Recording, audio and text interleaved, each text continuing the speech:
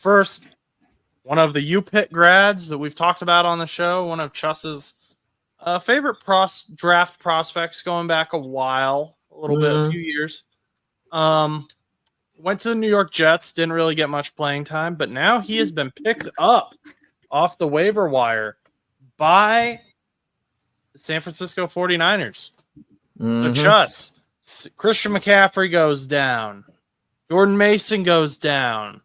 They've still got Patrick Taylor and Guerendo, whose name I'm probably saying wrong. It's Guerendo. Guerendo. I think so. It's Guerendo. So okay. Guerendo. He's a rookie as well, I believe, right? He's young. Yeah. Okay, I'm going off memory here. But anyway, so Izzy Abanikanda gets picked up by the 49ers. You've probably talked about Izzy Abanikanda more than like anyone else on this show. I've talked about him a little bit as a potential guy the Bengals should go after. Bengals never went after him. Stan's talked about him as someone the Jets should use more. They didn't ever really do that, but you're our expert on him. So what are the San Francisco 49ers getting with Izzy Abanikanda? Well, first of all, I think it's noted right now that Izzy is going to be third on the depth chart. But I think with these three running backs, I don't expect all these other running backs to come in at any point for the rest of the season. I'm assuming San Francisco is just kind of running with this three running back core, which is Guerendo, Guerendo, Patrick Taylor, and Izzy. And they're running with those three. And honestly, I think with Izzy, I think that's really fascinating is the one thing that's really cool about him compared to a lot of these other running backs that you could pick up or sign or whatever is I think with him specifically is I think he really wants that chance to start. When he got drafted to the Jets, he really never got that chance to be not necessarily even be a starter per se, because obviously you're behind Breece Hall, but like he never got the chance to even make the depth chart. I mean, they brought in Dalvin Cook to push him down the line.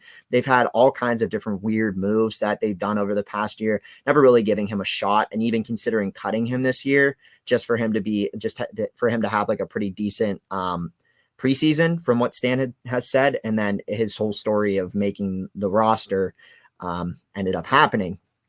But with Izzy, if he's just like anything that he has been and in college, he has that burst and he has that speed. He's shorter, but he's quick. And honestly, I mean, he had, I think, like 20 some touchdowns with Pitt whenever in his last year in at University of Pittsburgh for the Panthers. He was super run heavy. He was a super huge part of the offense, especially after losing Kenny Pickett and having to rely on a whole brand new offense. He really started cooking. And in that 2022 season, and not that he wasn't in 2021 with Kenny, but he really had his moments there too. But in 2022, it was like, for me, it was really where he started to shine. And then he ended up declaring for the draft and getting drafted by the Jets. And I've always been super huge on him. Like I said, I think he went really way under the radar. I think that, you know, for a running back like him, I think having 20 plus touchdowns in a season is insane for a Power 5 school. I mean, obviously the ACC and Pitt weren't having crazy matchups that year, but they were still having some decent matchups that year. So Izzy obviously had some decent teams to go up against. And they also won the bowl game that year against UCLA. So that's always a fun thing. So I think with Izzy, it's going to be a very fascinating situation because with the 49ers, they have three running backs, and what they do with them is remains to be seen. Now, I think Izzy being third on the depth chart right now is subject to change, and it will really be dependent on how they utilize him. I think this article from NinersNation.com is like a really good point on it. If you have the time, definitely go check it out. It's written by Kyle Posey. But basically he kind of points out the idea, and I agree completely on this, is that Patrick Taylor doesn't have like the same type of explosion like Izzy does or Guerendo do. And Patrick Taylor could be utilized more as a running back on those passing plays because he's a very good running back blocker.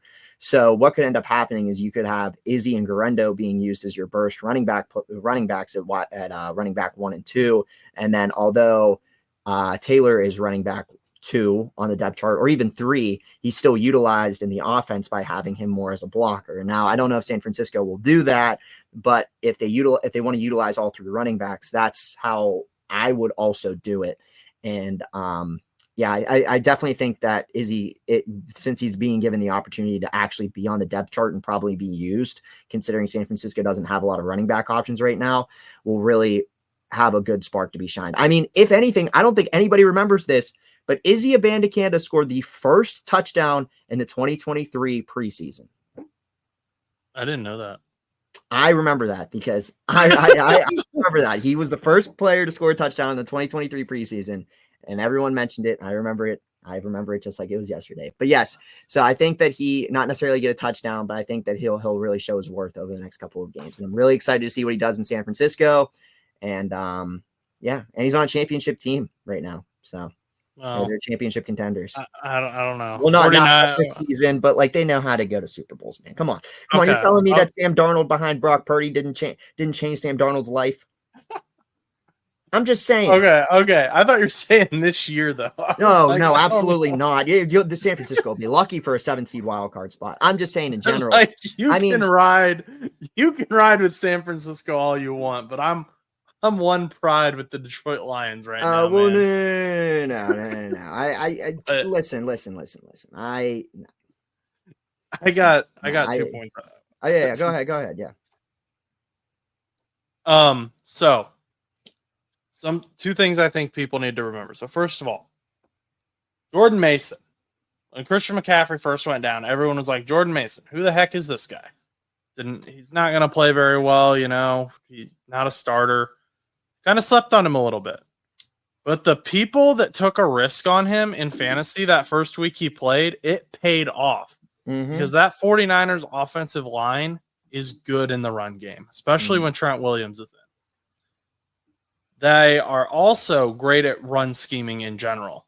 So I would not sleep on these guys. Maybe don't start them this week. But I'm just saying if you got an extra spot, maybe pick up Isaac Guerendo or even Israel Abanikanda, because like you said, and I will have that, I've got that article pulled up. I will put that in the description of both the show notes for Spotify and Apple, and then on YouTube for the full show, and then for the cutout here. So that link will be there. So you can read Kyle's article there. But maybe pick those guys up and just hold on to them, because they might be useful in the playoffs. And now you might also be saying,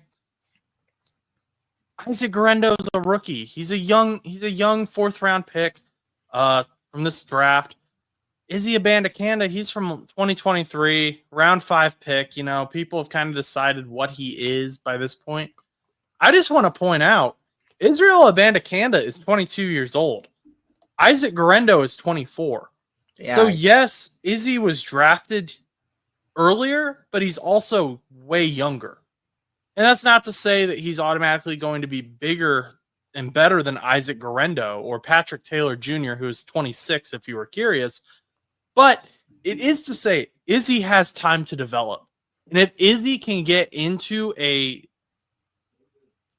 system, a running back system that allows him to develop, that allows him to learn, that could be good for him. And that could allow him to end up on a team as that RB1, as that RB2. There are a lot of teams that could use an explosive running back like him. And yes, Christian McCaffrey is going to be hurt. He's going to be out the rest of the season. But he'll be there to help coach, I'm sure. That just seems like to be the type of guy that he is. That if he's able to be at practices, he's going to be there helping these younger guys out. So this is going to be beneficial to both Israel Abanikanda and Isaac Guerendo, in my mind. Patrick Taylor Jr. is a bit of a different running back. He's 6'2", 217, about the same weight as these other two guys, but he's quite a bit taller. So, more of a pass blocker, like you kind of alluded to. But we'll see how Kyle Shanahan decides to scheme these guys up, how he decides to use them. But these are 3 guys, especially Izzy and Isaac, that I would be paying attention to, especially for free agency next year, to see what we get, more so with Izzy, because he could be a pickup later next season. Especially in those dynasty leagues. I've had him stashed away for the last year or so in my dynasty league. I drafted him, and I haven't gotten rid of him. I just have this weird feeling with him. So, but I don't want to use his time with the Jets as an indicator for his career because of how young he is and the fact that the Jets' offense has just been bad with the run game. They've struggled in the pass game, but their run game has been so much worse. There have been weeks where Breece Hall just hadn't even touched the ball in 2020.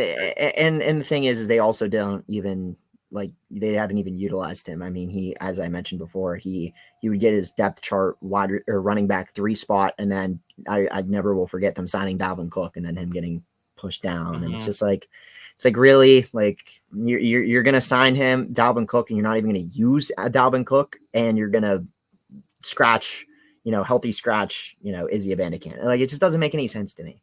So it'll be cool to see him actually probably most likely be utilized in San Francisco's offense. And like you said, his that O-line over in San Francisco is very good with the run. So it'll be interesting to see. I think there should be some confidence and some research done into Izzy Abanikanda.